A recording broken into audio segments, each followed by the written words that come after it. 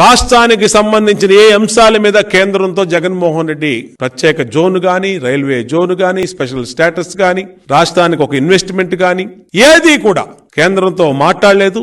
ఎప్పుడు వెళ్ళినా కేంద్రంలో తన కేసులు, తన ప్రయోజనాలు, తన సొంత ప్రయోజనాలు తప్పితే రాష్ట్ర ప్రయోజనాలు అనేది ఎప్పుడు జగన్కి ఆ రోజు లేదు, ఈ రోజు లేదు. మళ్ళీ రేపు కూడా ఢిల్లీ వెళ్తున్నాడు అపాయింట్మెంట్ తీసుకుని హోమ్ మినిస్టర్ అని అంటే మళ్ళా ఏ కేసు మీదకి వెళ్తున్నాడో, ఏ కేసు మీద బతిలాడటానికి వెళ్తున్నాడో. ఇక్కడ మెడలు ఉంచుతాను కేంద్రాన్ని, నాకు 25 మంది ఎంపీలు ఇవ్వండి అంటే 31 మంది ఎంపీలు ఇచ్చారు జగన్మోహన్ రెడ్డికి. 31 మంది ఎంపీలు ఉండి కేంద్రం మెడలు ఉంచుతానన్నాడు జగన్మోహన్ రెడ్డి.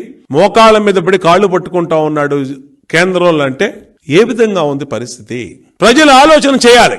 ఇంత దుర్మార్గంగా ఈ మోసగాడి చేతిలో ఒక్క ఛాన్స్కు బలైపోయిన మనమందరం కూడా రాష్ట్రం నాశనం అయిపోయింది, పేదల జీవితాలు నాశనం అయిపోయినాయి, వ్యవస్థలు నాశనం అయిపోయినాయి. ఈ రోజు జగన్మోహన్ రెడ్డి చేసిన పాపాలన్నీ కూడా బయటకు వస్తున్నాయి వరుసగానంటే జగన్మోహన్ రెడ్డి టైం దగ్గర పడింది. నీ మోసాలన్నీ బయటకు వచ్చినాయి, నీ చీకటి ఒప్పందాలన్నీ ఒకటొకటిగా బయటపడతా ఉంది. నీ సొంత చెల్లెలే నీ కథలు చెప్తా ఉంది. ఏమి చెప్తావు జగన్మోహన్ రెడ్డి?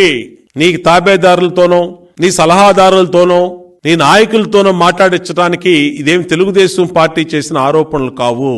తెలుగుదేశం పార్టీ అనేక వాస్తవాలను బయట పెట్టాం. ఇవాళ నీ సొంత చెల్లి చెప్తోంది వాస్తవాల్ని.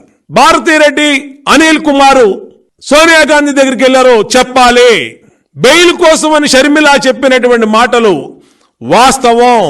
జైలులో ఉన్న జగన్మోహన్ రెడ్డి చీకటి ఒప్పందాలు సోనియా గాంధీ గారితో పెట్టుకొని ఆమె కాళ్ళ మీద పడినటువంటి భారతీరెడ్డి, అనిల్ కుమార్ చేసినటువంటి లాబియింగ్ వల్లే ఆ రోజు సిబిఐ నుంచి అధికారి కూడా రాకుండా వాయిదాకి బెయిల్ ఇచ్చేయండి, మాకేం అభ్యంతరం లేదని చెప్పిచ్చారు అంటే కోర్టులో. ఇవాళ అదే వాస్తవాన్ని ఈరోజు షర్మిల ఒక పిసిసి అధ్యక్షురాలుగా కన్ఫర్మ్ చేసిన విషయాన్ని ఇవాళ తేట తెల్లమైంది. మేము మొదటి నుంచి చెప్తున్నాం, ఈ చీకటి ఒప్పందాల్లో జగన్మోహన్ రెడ్డి ఏ విధంగా బెయిల్ తెచ్చుకున్నాడు, ఇవాళ అధికారంలోకి వచ్చినాక ఏ విధంగా